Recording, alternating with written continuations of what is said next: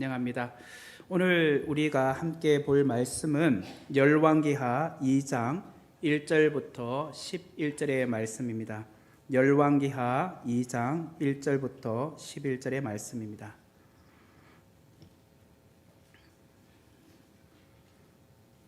구약 성경 561페이지에 있습니다.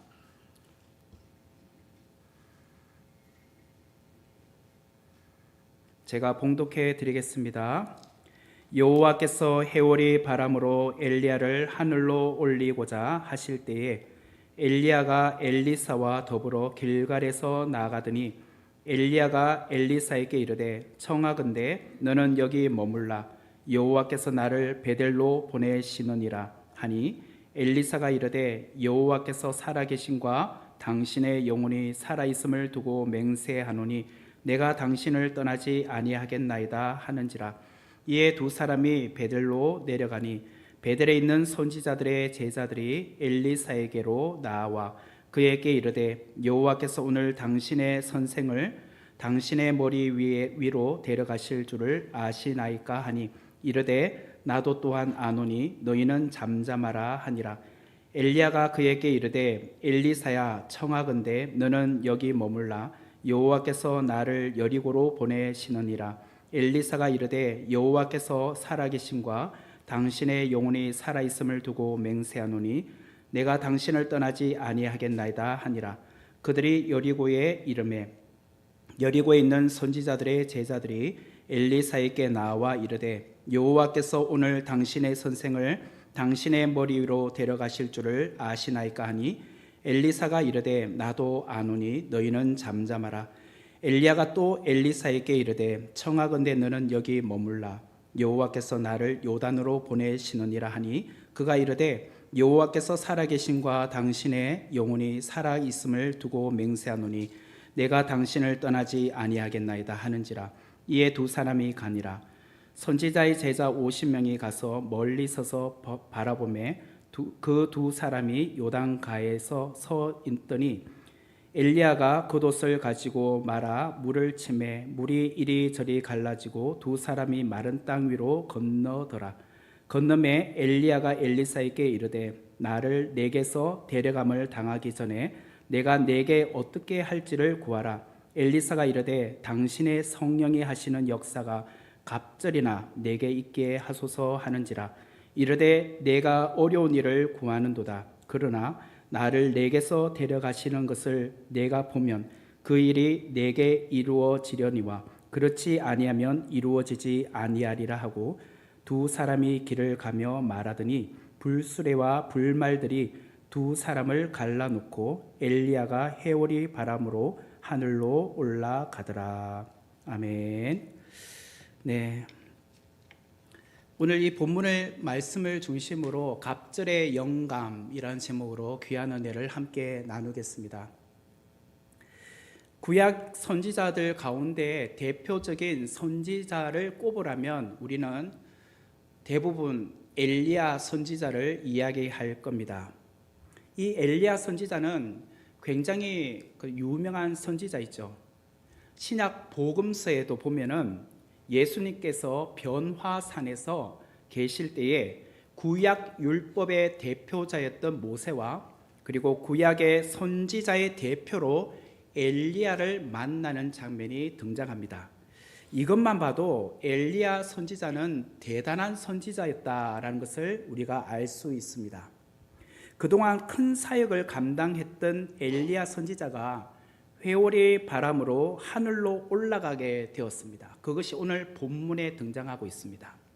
그의 제자 엘리사는 스승 엘리야가 떠나는 것을 알고 끝까지 따라가고 있는 장면이 오늘 등장하고 있습니다. 오늘은 열왕기하 2장 말씀을 중심으로 엘리야가 이 땅에서 사명을 감당하고 떠나는 시점에 엘리사가 무엇을 강구했는가, 무엇을 구했는가에 대하여 살펴보고자 합니다.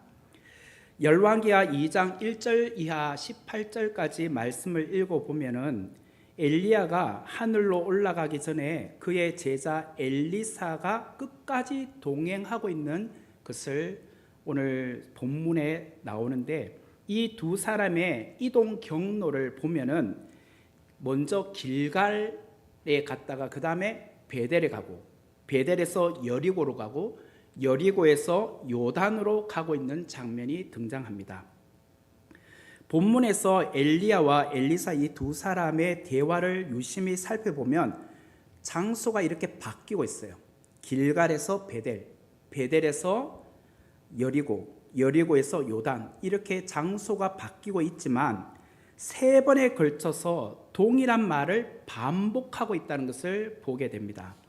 2절 말씀에 보면은 길갈에서 엘리야가 엘리사에게 이런 말을 합니다.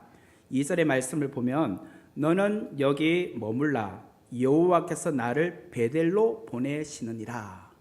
너는 여기 머물라, 여호와께서 나를 베델로 보낸다고 엘리야가 엘리사에게 말합니다. 그래서 엘리사가 무엇이라고 하느냐면 여호와께서 살아계심과 당신의 영혼이 살아있음을 두고 맹세하노니 내가 당신을 떠나지 아니하겠나이다. 내가 당신을 떠나지 않겠다고 말해요. 이어 두 사람은 같이 또 베델로 갑니다. 베델에 나오는 이야기가 4절에 등장하는데 거기도 보면은 엘리야가 엘리사에게 또 이렇게 말합니다. 청하건대 너는 여기 머물라, 여호와께서 나를 여리고로 보내시느니라. 이렇게 엘리야가 엘리사에게 말하자 엘리사가 또 이렇게 말해요. 좀 전에 2절의 말씀 또 반복해요. 여호와께서 살아계신과 당신의 영혼이 살아있음을 두고 맹세하노니 내가 당신을 떠나지 아니하겠다. 이 이야기를 또 하는 겁니다. 그래서 이제 이 두 사람은 이제 여리고로 가요. 그 내용이 6절에 나와요. 그런데 6절에 보면 똑같이 또 엘리야가 엘리사에게 너는 여기 머물라, 여호와께서 나를 요단으로 가게 한다. 이러자 또 엘리사는 여호와께서 살아계신과 당신의 영혼이 살아있음을 두고 맹세하느니 내가 당신을 떠나지 않겠다. 이렇게 반복적으로 엘리야와 엘리사가 이런 질문과 답변을 주고받고 있습니다. 오늘 이 내용을 이제 보면은 굉장히 이렇게 똑같은 말을 장소만 바뀌었지 그렇게 하고 있다는 거예요.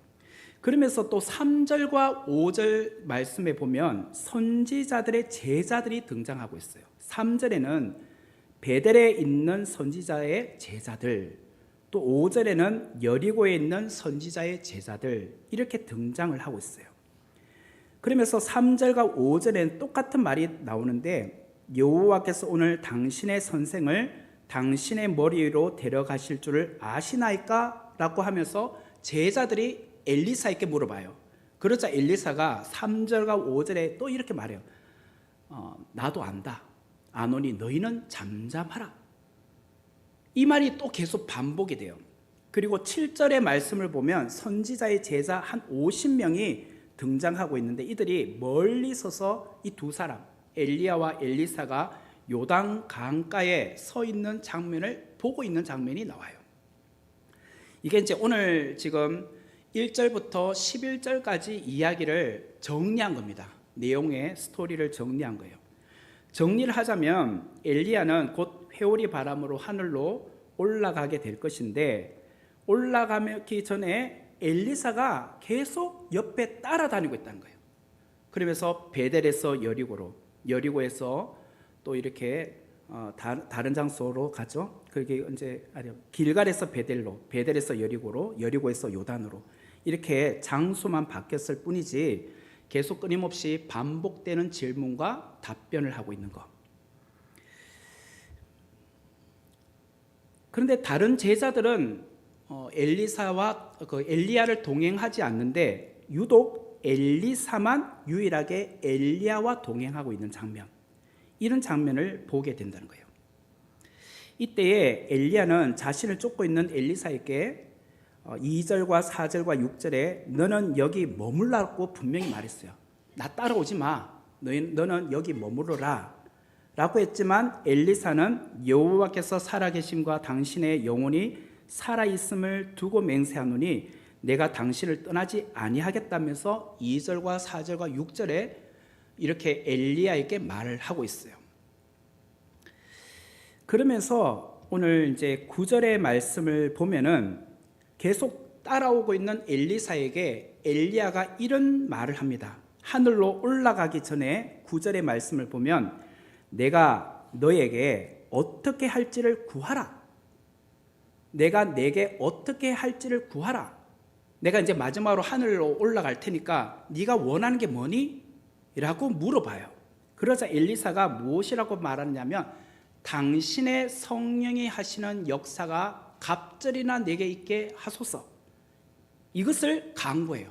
엘리사가 엘리야에게. 이것을 달리 말하면 쉬운 성경에는 어떻게 풀이를 하고 있느냐면 선생님의 영적인 능력의 2배를 나에게 주십시오. 선생님의 능력의 2배를 나에게 달라고 말씀을 하고 있었다는 거예요. 그러자 10절 말씀을 보면은 엘리야가 무엇이라고 하느냐면 내가 어려운 일을 나에게 구하고 있다. 갑절의 영감을 달라고 하니까 네가 나에게 지금 어려운 것을 구하고 있다. 이렇게 말씀을 하고 있어요. 이런 이후에 엘리야와 엘리사 사이에는 불수레와 불말이 나타나서 두 사람을 갈라놔요. 그리고 엘리야는 해오리 바람에 실려서 하늘로 올라가는 장면이 나옵니다. 자, 여기까지 이렇게 내용을 보시면 뭐 좀 내용은 우리가 성경을 읽어 보셨기 때문에 아는 내용이지만 그렇다면 엘리야와 엘리사가 나눈 대화 속에 담긴 의미가 무엇인지 오늘 알아야 되지 않겠습니까? 이 두 사람의 대화 가운데 담겨져 있는 의미, 왜 엘리야는 엘리사에게 따라오지 마 라고 말했잖아요. 이곳에 머물라. 이렇게 3번에 걸쳐서 말했는데도 불구하고 엘리사는 엘리야의 말에 순종하지 않고 끝까지 나는 당신을 따라가겠습니다 라고 말했을까라는 거예요. 그리고 끝까지 따라온 엘리사에게 엘리야 선지자는 그러면 네가 나에게 무엇을 원하니? 무엇을 구할 거니? 라고 했더니 엘리사가 당신의 성령이 하시는 역사가 갑절이나 내게 있게 해주세요. 이 말을 했단 말이에요. 그럼 이게 무슨 의미냐 말이에요. 우리 개역 개정 성경에는 당신의 성령이 하시는 역사가 갑절이나 내게 있게 해주세요 라고 되어 있지만 이것을 개역 한글 성경, 이전 성경에 보면 당신의 영감이 갑절이나 내게 있기를 구합니다. 당신의 영감이 갑절이나 내게 있기를 원합니다. 그래서 일반적으로 우리는 갑절의 영감이라고 말을 많이 해요. 그러면 이 갑절의 영감이 뭘까요? 갑절의 영감. 우리는 흔히 이 갑절의 영감이라고 하면 뭐 저 같은 경우는 이제 목사니까 저희 선배 어떤 목사님의 설교를 참 잘하세요. 목사님보다 내 2배나 설교 좀 잘하게 해주세요. 또 어떤 사람이 막 참 지혜롭게 말을 잘한단 말이에요. 그러면 나는 당신보다 2배나 뛰어나게 지혜를 갖게 해주세요. 우리는 늘 이런 식으로 생각해요. 갑절의 영감이라고 생각하니까. 그래서 엘리야 선지자보다도 2배나 많은 영적인 능력,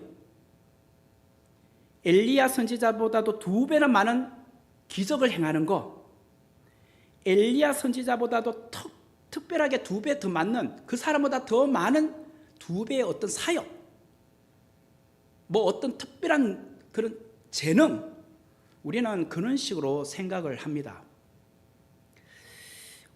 일반적으로 우리는 그렇게 생각해 왔어요. 그죠? 뭐 그러면 제가 설교할 필요가 없겠죠. 네. 근데 그동안 아마 그렇게 생각하셨을 것 같아서 제가 조금 달리 표현하고자 하는데 이게 정확하게 말하면 무엇이냐면 선지자들 중에서 장자가 되게 해달라는 거예요. 2배나 더 많은 그런 갑절의 영감이라는 것은 다른 선지자들보다도 저에게 장자가 되게 해달라는 거예요. 장자. 이게 무슨 말이냐면 이 성경 시대에는 유대인들은요 장자에게는 다른 자녀들보다도 2배의 몫을 더 줬습니다. 이게 이제 일반적으로 성경에 나오는 이야기예요. 그 이유는 장자는 그 부모에게 있어서는 기력의 시작이었기 때문이에요. 그 첫 아들이잖아요. 그렇기 때문에 장자에게는 더 특별하게 그런 역할을 감당하기를 원했고 가문을 이어야 되기 때문에 그런 것을 원했다는 거죠. 엘리사가 살았던 이 시대는 선지자 학교들이 여러 군데 있었습니다. 오늘 보면은 이 베델에 있는 지역에 이제 선지자들 중 이렇게 말도 나오고 여리고에 있는 선지자들 이런 말도 나오잖아요. 3절에 보면 베델에 있는 선지자의 제자들, 5절에 보면 여리고에 있는 선지자의 제자들, 그리고 또 7절에 보면 선지자의 제자 50명. 그러니까 이게 있잖아요. 지역별로 오늘로 말하면 신학교들이 있었다는 거예요. 신학교들이.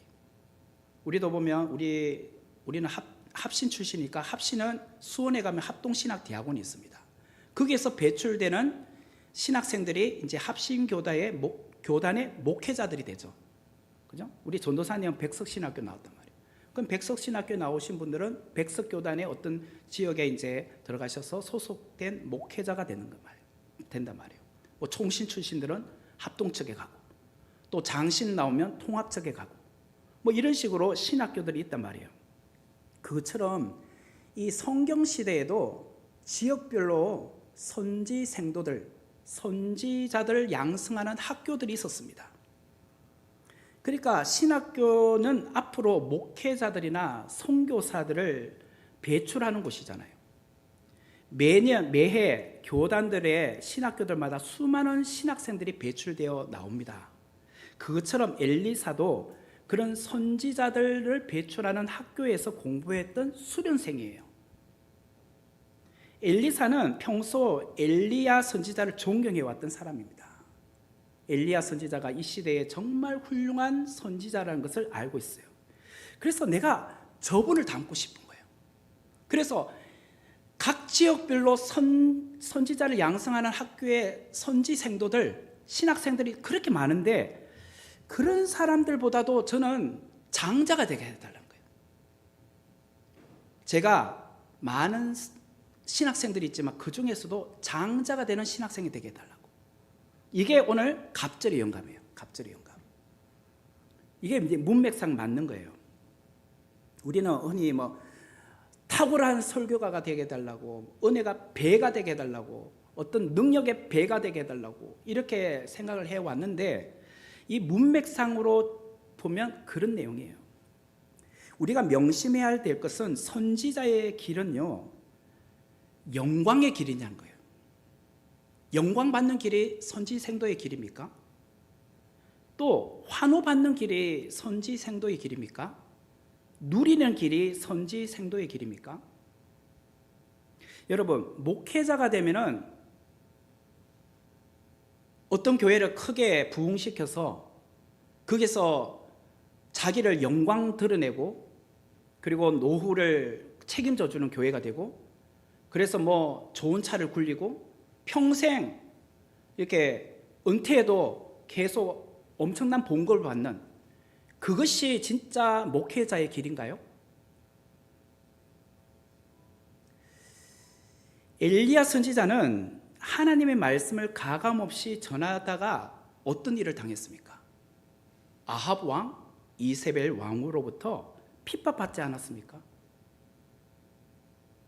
쫓겨나지 않았습니까?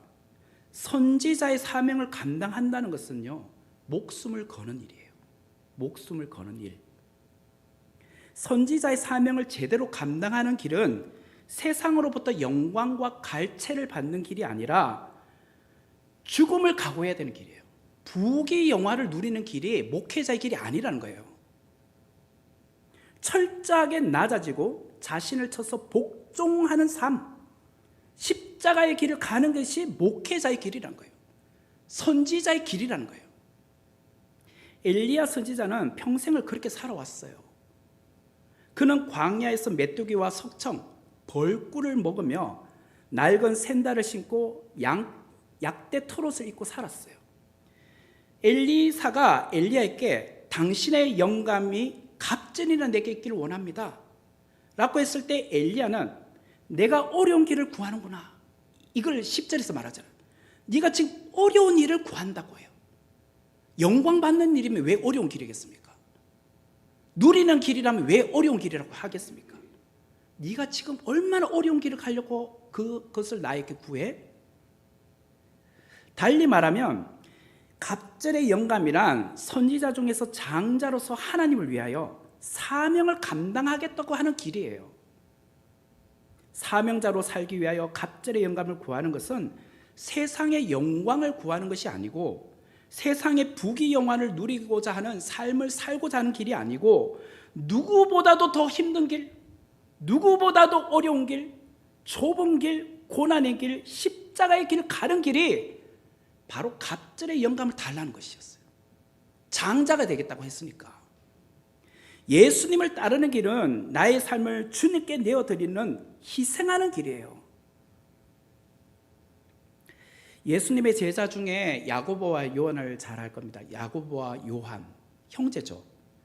그의 어머니도 함께 와서 무엇이라고 했습니까? 예수님께 마태복음 20장 21절 말씀에 보면 나의 이 두 아들을 주의 나라에서 하나는 주의 우편에 하나는 주의 좌편에 앉게 명하소서라고 했잖아요. 주님께서 왕이 되시면 당신의 나라에 내 아들 우의정 좌의정을 시켜달라고 했어요. 이 말은 예수님을 따르면 세상적으로 출세할 줄 알았어요. 그러니까 예수님을 따랐던 거죠. 예수님이 오셔서 뭔가 새로운 말을 하고, 이분은 훌륭한 분이잖아요. 따르면 영광의 길이 열리겠구나. 오늘날 정치인들도 그러지 않겠습니까? 저 사람 밑에서 줄 잘 쓰면 나중에 나도 장관 한 자리 하겠지. 그러면서 따를 수도 있잖아요. 그런데 주님께서 이어서 무엇이라고 했느냐면 마태복음 20장 22절에 이렇게 말씀하셨어요. 예수께서 대답하여 이르시되 너희는 너희가 구하는 것을 알지 못하는도다. 내가 마시려는 잔을 너희가 마실 수 있느냐? 그들이 말하되 할 수 있나이다. 이들은 무슨 뜻인지 모르고 마실 수 있다고 말했어요. 여기서 내가 마시는 잔을 너희가 마실 수 있느냐? 라고 예수님께서 물으셨을 때 이 잔이란 것은 고난의 십자가의 잔을 말해요. 너도 죽음의 길을 갈 수 있겠니? 제자가 된다는 것, 예수님의 제자가 된다는 것은요, 높은 관료가 되는 것이 아니에요. 고난의 길을 가는 것이고 십자가의 삶을 사는 거예요. 엘리사가 엘리야에게 당신의 영감이 갑절이나 내게 있기를 구합니다 라고 구했을 때 엘리야가 엘리사에게 분명히 10절에서 네가 어려운 일을 구한다 이렇게 말했어요. 만약에 진짜 네가 내보다 10배나 2배나 뛰어난 설교가 되려고 잘했어, 바로 그거야. 그렇게 강구해야지. 나보다 더 뛰어난 목회자가 돼야지. 이게 아니란 말이에요. 이는 선지자의 제자들 중에서 장자로서 사명을 감당하는 길이 여간 힘들고 어려운 것을 알면서도 나는 갑절의 영감을 구합니다 라고 했다는 거예요. 엘리야는 길갈에서부터 엘리사에게 분명히 말했습니다. 너는 여기 머물라. 2절에서 말했어요. 자꾸 따라오니까 야 그만 따라와. 그래서 엘리사는 아닙니다. 저는 당신을 따라가겠습니다 라고 또 2절에서 말하자 엘리야가 또 엘리사를 데리고 베델로 가요. 그리고 또 여리고로 가요. 그런데 4절과 6절에 똑같은 말 하잖아요. 엘리야가 너는 여기 머물라. 더 이상 따라오지 말라. 왜? 고난의 십자가 길을 알잖아요. 그런데도 불구하고 엘리사는 말하죠. 내가 쉬운 길이 아닌 걸 알지만 장자가 되겠습니다. 선지자들 중에 장자가 되겠습니다. 이 장자는 것은 영의정이 되겠다는 뜻이 아니에요. 제가 엘리야 선지자처럼 목숨 걸고 이 사명 감당해 보겠다는 거예요. 이스라엘 역사에서 길갈과 베델과 여리고는요, 축복의 장소였고 영광스러운 장소였어요. 길갈 하면 무엇이 떠오릅니까? 이스라엘 백성들이 40년 광야 생활하고 요단강을 건너서 첫 번째로 도착했던 장소가 길갈이었어요. 이 길갈에서 이스라엘 백성들은 장막을 치고 할례를 받았습니다. 그동안 할례 없이 살아온 인생들이었잖아요. 그런데 할례를 행하였던 곳이 길갈이었어요. 이 할례란 것은 이스라엘 백성이라는 히브리인이라는 정체성을 드러내는 거잖아요. 옛날 아브라함에게 주셨던 그 할례가 계속 이어져 오다가 이 이집트 땅에서 가면서부터 할례가 끊겼거든요. 430년 동안, 그리고 광야 40년 동안, 적어도 470년 동안은 할례 없이 살아온 인생들이었어요. 히브리인이라는 정체성 없이 살아오다가 이제 드디어 470년 만에 길갈에서 할례를 행했습니다. 아, 우리의 정체성을 발견한 거예요. 두 번째로 베델은 어떤 장소예요? 베델은 그 원래 이름이 루스라는 곳이었습니다. 루스. 창세기에 보면은 옛날에 아브라함이 형 에스를 속이고 외삼촌 라반의 집으로 도망갈 때 한날 그 루스라는 곳에서 잠을 잤잖아요. 근데 그 잠을 잤을 때 하늘까지 사닥다리가 있는데 거기서 천사가 오르락 내려가는 것을 꿈을 꾸잖아요. 하나님이 여기도 계시는구나 라는 것을 꿈에서 본 곳이 그곳 루스예요. 그리고 그곳에다가 아침 일어나 자기가 돌을 베고 잤던 것을 제단을 쌓아서 하나님 앞에 소원하잖아요. 바로 이렇게 소원하면서 이름을 베델이라고 바꿉니다. 하나님의 집이라고. 그래서 이스라엘 12지파의 조상이었던 야곱에게 이 베델의 의미가 굉장히 중요한 거죠. 그리고 나중에 20년 만에 돌아올 때 하나님께서 그동안 20년 동안 외삼촌 집에 살면서 속이는 인생으로 살아오고 재산 불리는 인생으로 살아오니까 하나님께서 그 인생을 다시 뜯어 고치잖아요. 다시 베델로 올라가라. 엘 베델이라고 하잖아요. 하나님의 집 위에 또 하나님, 하나님의 집에 하나님. 그곳을 다시 올라가서 너를 다시 확인하라고 말씀을 하시죠. 그리고 여리고는 어떤 곳이에요? 여리고는 좀 전에 길갈에 와서 할례를 받고 그 할례를 받은 이후에 몸이 다 깨끗하게 회복된 다음에 여리고 전쟁을 했잖아요. 가나안 정복 전쟁 가운데 첫 번째 전투가 여리고 전쟁이었어요. 첫 승리를 주셨잖아요. 이것이 이렇게 길갈, 베델, 여리고는 이스라엘 백성들에게 있어서는 중요한 장소들이었어요. 그러나 지금 길갈과 베델과 여리고는 어떤 장소가 되었느냐는 말이에요. 이 역사적으로 볼 때 중요한 장소가 엘리야와 엘리사가 활동하고 있었던 이 아합 시대 때 보면은 우상의 도시가 되고 말았어요. 그 중에 이곳 베델을 보세요. 북이스라엘의 첫 번째 왕이었던 여로보암은 이제 남북한이 이제 휴전 그 38선이 그어지면서 더 이상 예루살렘으로 가서 성전에 가서 예배 못 드리겠잖아요.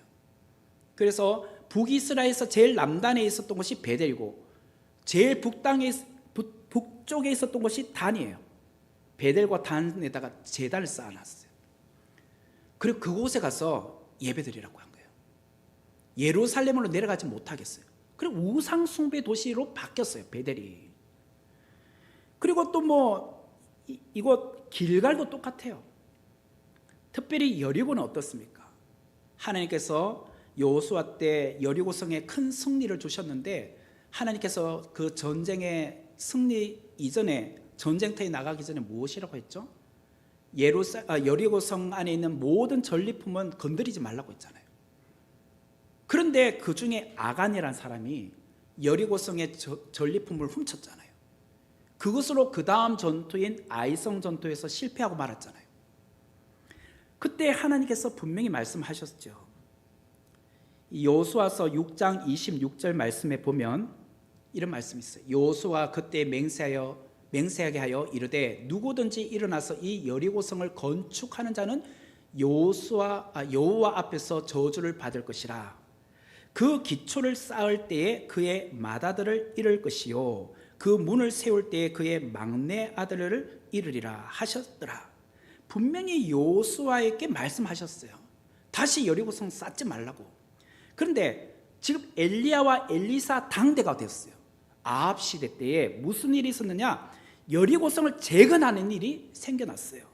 열왕기상 16장 34절에 보면 그 시대에 베델 사람 히엘이 여리고를 건축하였는데 그가 그 터를 쌓을 때에 맏아들 아비람을 잃었고 그 성문을 세울 때에 막내 아들 스굽을 잃었으니 여호와께서 눈의 아들 여호수아를 통하여 하신 말씀과 같이 되었더라. 이게 열왕기상 16장 34절. 아합 시대예요. 엘리야 시대를 말해요. 분명히 하나님께서 여리고성을 다시 재건하지 말라고 했는데 누가 재건했다고요? 베델 사람. 아까 말했죠. 베델, 길갈, 여리고. 이 중요한 도시에 거기에 있었던 베델 사람 히엘이 여리고성을 건축하다가 첫째 아들 아비람도 잃고 또 막내 아들도 성문을 세울 때에 죽었다. 이 이야기를 해요. 이처럼 베델이 길갈이 여리고가 영적으로 중요한 도시가 지금 영적으로 얼마나 피폐했고 우상을 섬겼는지 이들을 통해서 알 수 있는 거예요. 이처럼 과거에는 하나님께 축복받던 장소였고 하나님의 영광이 임하였던 장소였던 길갈, 베델, 여리고가 엘리야와 엘리사가 활동하였던 이 시대에는 우상의 장소가 되었고 하나님의 말씀을 거부하는 사람들로 수두룩했다는 거예요. 그러니까 베델 사람 히엘이 여리고성을 건축하죠. 이 사실을 잘 알고 있었던 엘리야는 엘리사에게 야, 지금 얼마나 악한 시대인 줄 너는 모르느냐. 그러니 나처럼 이렇게 힘든 길을 가지 마. 너는 여기 머물라. 그렇게 하면서 엘리야는 과거에 좋았던 생각을 갖고 그냥 사명의 길을 여기서 그냥 해. 더 이상 나 따라오지 마. 라고 했어요. 그러나 엘리사는 끝까지 장자가 되겠다고 했어요. 당신이 그 어려운 길을 가는 거 나도 감당하겠다고 말씀을 한 거예요. 오늘 우리 시대를 한번 봅시다. 한국교회가 한참 부흥과 성장의 때가 있었습니다.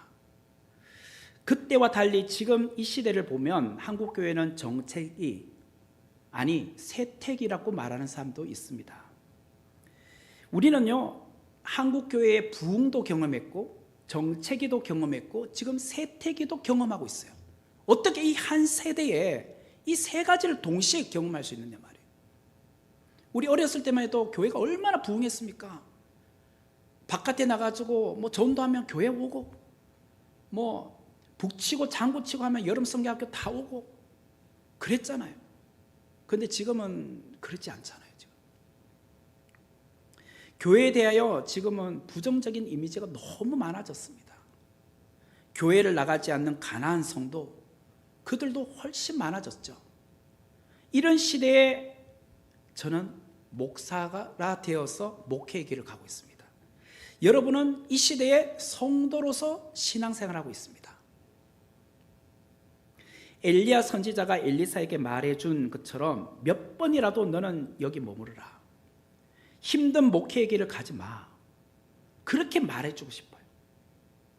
엘리야 선지자는 평생 사역을 해보았기 때문에 그 길을 가는 젊은 엘리사가 얼마나 숱한 고난, 시련, 아픔을 겪을까 그걸 너무 잘 알기 때문에 이런 말을 한 거죠.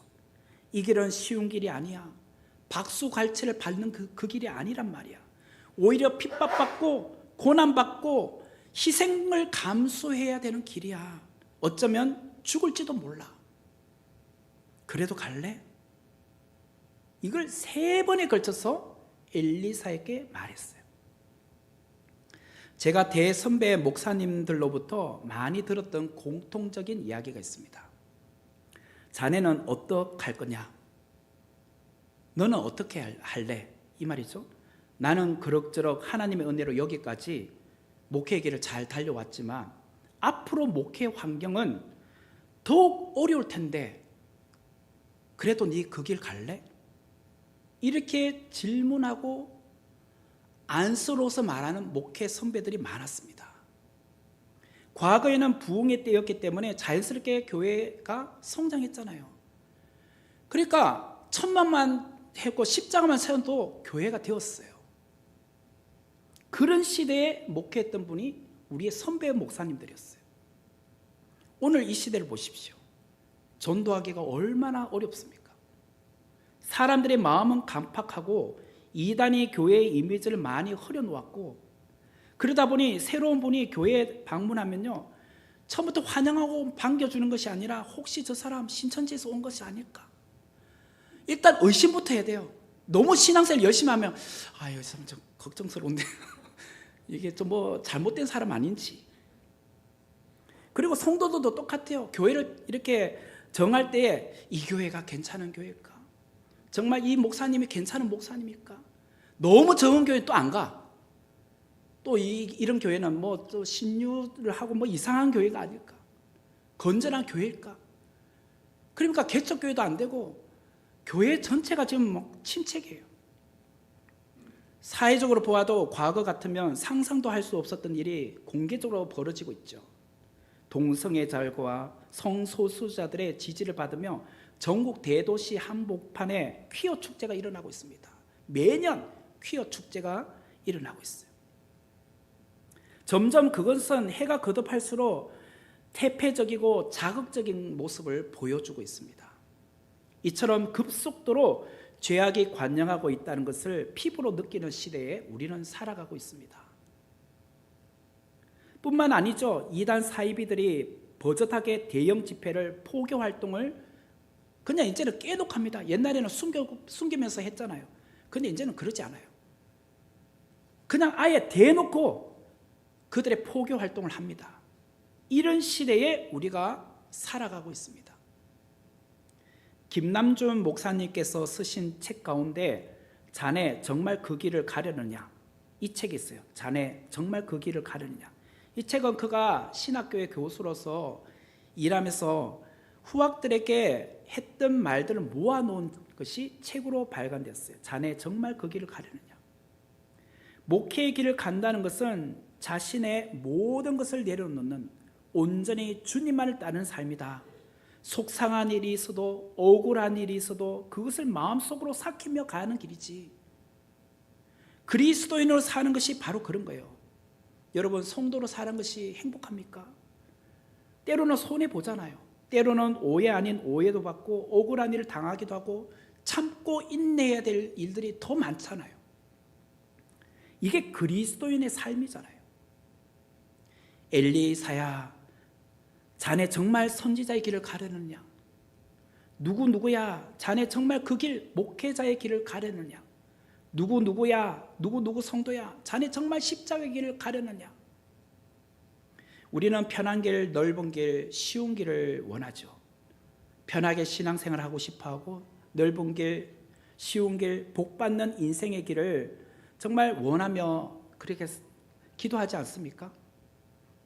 그런데 진짜 그리스도인이 된다는 것, 진짜 목회자가 된다는 것은 좁은 길을 가는 겁니다. 십자가의 길을 가는 거예요. 좁은 문을 통과하는 것이 바로 그리스도인의 삶을 산다는 거예요.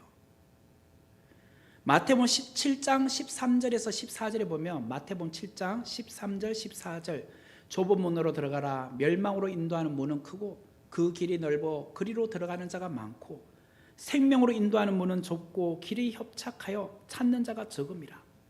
우리는 이 세상이 본향이 아님을 인식하며 사는 자들 아닙니까? 하늘나라 천국이 우리의 본향임을 믿고 사는 자들이죠. 본향을 사모하는 자는 결국은 좁은 문으로 가는 겁니다. 좁은 길을 가는 거예요. 엘리사는 본향을 사모하는 자로서 이 땅에서 세상의 성공이나 출세의 길을 가지 않고 오직 선지자의 장자가 되겠습니다. 갑절의 영감을 원합니다. 라고 했다는 거예요. 그런 지금 엘리사가 활동해야 될 이 시대는 지금 북이스라엘 가운데 가장 최악의 상태입니다. 그 이전보다도 더 악한 아합의 길로 행하는 시대예요. 아합의 길로 행하는 시대. 여전히 세상은 악하죠. 그런 시대에 선지자의 사명을 감당하기 위해 필요한 것이 뭘까요? 갑절의 영감인 거예요. 그러므로 갑절의 영감이란 것은 하나님 이 길을 가려니 제 힘으로 갈 수 없어요. 주님의 은혜가 갑절로 부어져야 됩니다. 주님, 내 힘으로 갈 수 없으니 제가 2배로 더 기도해야 됩니다. 주님, 내 힘으로는 감당할 수 없으니 주님, 내가 더 간절히 주님을 바라보겠습니다. 이게 갑절의 영감이에요. 그냥 갑절의 영감이란 것을 영적인 능력을 2배나 더 주시고 설교를 선배 목사님보다 2배나 더 잘하게 해주시고 저에게 2배나 더 많은 지혜를 주시고 단순히 그래서 내가 성공하겠다는 거, 이게 갑절의 영감이 아니에요. 내가 그 길을 가려니 주의 은혜가 더 필요하고, 내가 그 길을 가려니 정말 십자가의 길을 가려면 내가 더 인내해야 되고 더 하나님의 은혜를 구해야 되니, 그래서 갑절의 영감이 필요한 거예요. 성도로 산다는 것이 그런 겁니다. 여러분, 착각하지 마십시오. 교회 다니면 다 복 받는다, 잘 된다, 우리는 늘 그런 기도하지만 사실은 영광을 누리는 길이 아닙니다. 특별히 목회자는 그렇습니다. 목회를 잘해서 이것으로 나의 어떤 명예를 드러내고 내 이름을 드러내고 노후를 확보하는 것이 목회 길이 아니에요. 착각해서는 안 돼요. 제가 잘 아는 선교사님 중에 아프리카에서 선교하는 분이 있는데, 그 중에서도 우간다에서 선교했어요. 우간다가 아프리카에서도 가난한 나라입니다. 근데 그 가난한 우간다 중에서도 어떤 대상으로 선교하느냐 하면 장애인 사역을 하고 있어요. 우간다에서도 제일 가난하고 힘든 장애우들을 위해서. 그렇게 부부가 들어가서 자녀들 3명을 데리고 들어가서 목회를 하고 사역을 하는데, 늘 아침부터 늦은 시간까지 장애인들을 돌보며 목회하다 보니 자녀들을 못 돌본 거예요. 한참 사춘기 때 자녀들이 이렇게 많이 힘들었나 봐요. 그래서 머리를 노랗게도 하고, 그래서 그 자녀들 때문에 가슴 아파하고 눈물을 많이 흘렸던 선교사님들이에요. 우간다도 정말 빈약한 나라이다 보니까 그 옆에 있는 케냐로 선교사 학교로 보내가지고 이제 국제학교로 보내서 그렇게 공부시켰어요. 그래서 사춘기를 벗어나서 지금은 좀 정신을 차렸는데, 한참 어려울 때는 정신을 못 차리니까 그 사춘기 때 그렇게 방황을 하더라는 거예요. 그런 와중에도 정말 그 힘든 선교의 일을 감당하는, 제가 너무나 잘 아는 선교사님이 있어요. 늘 한국에 올 때마다 저를 만나주세요. 찾아와요. 기회가 나면 한번 우리 교회 오면, 저를 만나러 오면 한번 모실게요. 그래요. 그냥 그런 곳에 안 있었더라면 편하게 자녀들을 양육할 수 있잖아요. 이분들 미국 시민권자들인데, 자녀들도 다 미국 시민권자들이니까 아예 처음부터 미국에서 이렇게 공부시키면 얼마나 편합니까? 그 길을 다 내려놓은 거예요. 그러므로 주님을 따른다는 것은요, 쉽지 않습니다. 순종의 길을 간다는 것은 어려운 거예요. 우리의 찬송가 323장 가사에 보면 늘 부른 노래잖아요. 푸른 바다 낯선 이 몸 어디든지 가오리다. 이 노래 불러놓고 네 가자 가자고 하면, 아이고 저는 노래들을 못합니다. 그렇잖아요. 괴로우나 즐거우나 주만 따라 가오리니. 괴로운데 힘든데 왜 주님을 따라갑니까? 어느 누가 막으리까 죽음인들 막으리까. 죽음을 그게 어떻게 갑니까 우리가? 또 2절에 보면 아골골짝 빈들에도 복음 들고 가오리니. 가자동은 가겠는데 아골골짝 못 가겠어요. 소돔 같은 거리에도 사랑 안고 찾아가서, 아이고 그 죄악의 도시 소돔은 어떻게 갑니까 우리가? 종의 몸에 지는 것도 아낌없이 드리리다. 우리 먹고 살 건 좀 남겨놔야죠. 존귀 영광 모든 곳에 주님 홀로 받으소서. 나도 영광 받아야죠. 멸시천대 십자가는 제가 지고 가오리다. 멸시천대 십자가를 제가 왜 집니까? 주님만 지시지. 이름 없이 빚도 없이 감사하며 섬기리다. 그래도 우리 이름 석자 남기고 싶잖아요. 정말 이 노래 부르면서 우리는 회개해야 됩니다. 정말 우리는 이 노래를 기쁨으로 부르고 있는가? 순종함으로 부르고 있는가?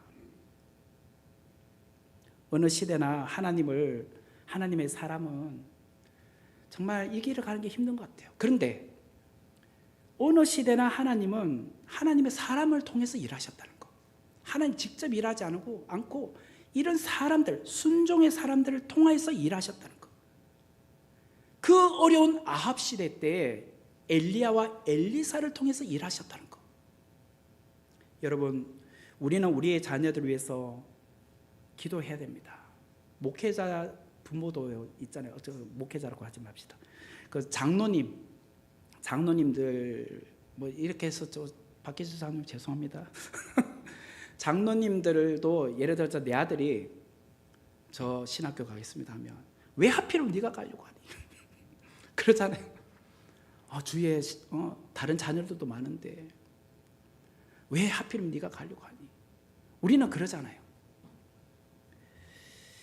지금 그 신학교마다 정원이 많이 모자란다는 거 아십니까? 뭐 인구가 감소하여서 자녀를 많이 안 낳았기 때문에 그런 것도 있어요. 그런데 이제는 어려운 길을 가려고 하는 신학생들이 적어졌어요. 그만큼. 굳이 왜 그 길을 가느냐는 거예요. 자, 그러면 신학생이 줄고 하면은 어떤 일이 앞으로 일어날까요? 우리의 다음 세대, 우리 자녀들은 누구에게 영향을 받습니까? 누구에게 말씀을 듣습니까? 제대로 된 목회자가 없는데 엘리사와 같은 장자와 같은 목회자가 없다면 누구에게 은혜를 받을 거냐 말이에요. 우리는 늘 우리 자녀가 잘 되기 위해서 기도를 많이 하는데 우리 자녀가 잘 되려면 영적으로 잘 돼야 되잖아요. 그럼 영적으로 잘 되려면 영적으로 그 말씀을 공급해 줄 전도사님 계셔야 되고 목회자가 있어야 된다는 거예요. 이걸 위해서 우리는 기도해야 돼요. 우리가 지금 하나님의 귀한 말씀을 듣는 거 얼마나 감사합니까?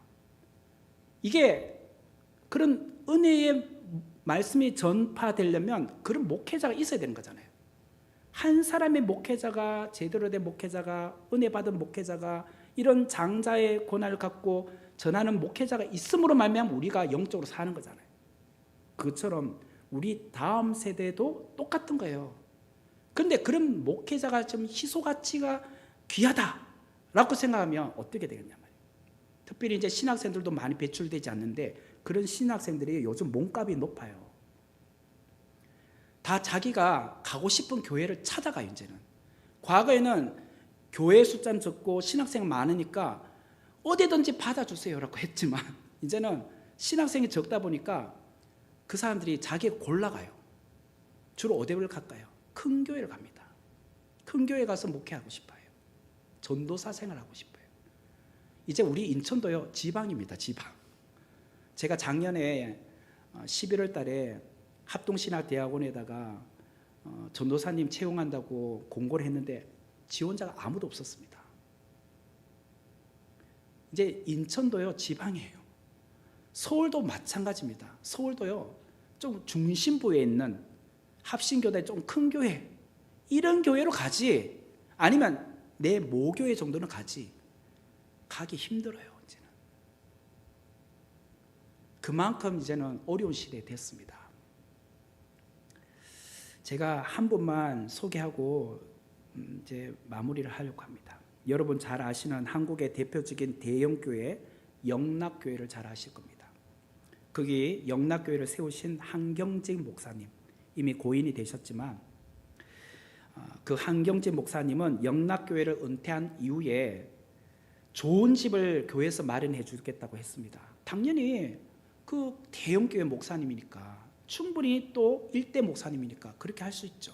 그러나 그는 남한산성에 있는 18평 단층 건물에 가서 사셨어요.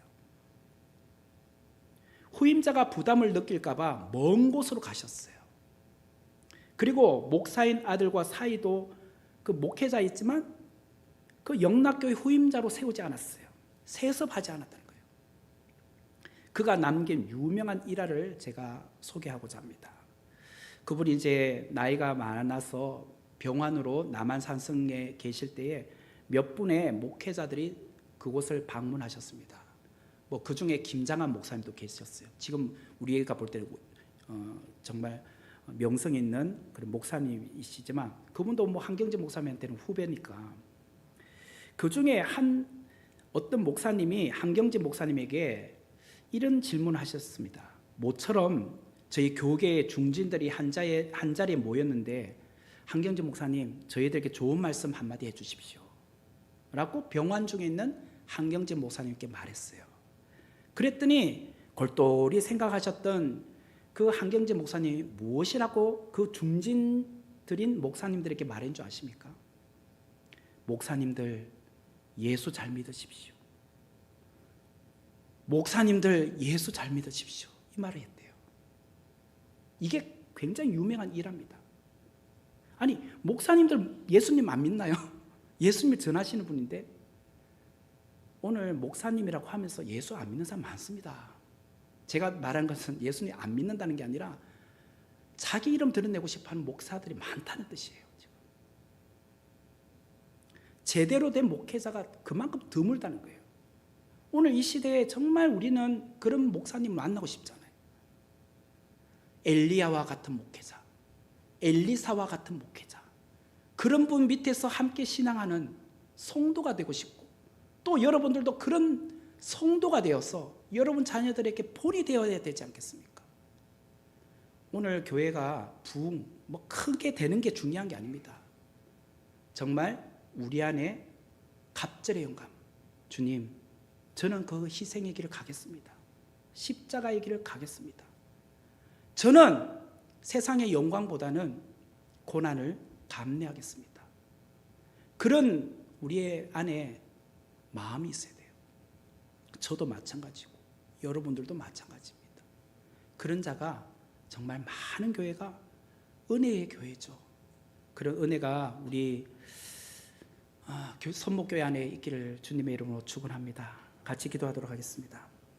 은혜로우신 하나님 감사합니다. 오늘 우리에게 주시는 이 귀한 말씀, 우리가 막연하게 생각했던 갑절의 영감이 많은 능력을 받는 줄 알았지만 정말 장자가 되는 것인데, 장자로서 더 많은 희생을 하겠다, 더 많은 고난을 감내하겠다, 그 길을 내가 가겠다. 오늘 우리 성도님들이 먼저 내가 희생하고 먼저 내가 본이 되는 자가 되기를 원합니다. 또한 이 앞에 말씀을 전하는 주의 종도 그런 길을 먼저 앞서 가고자 합니다. 우리 모두가 서로를 격려하며 또 이 길을 함께 동력하며 나아가는 귀한 성목교회가 되게 하여 주옵소서. 예수님의 이름으로 기도하옵나이다. 아멘.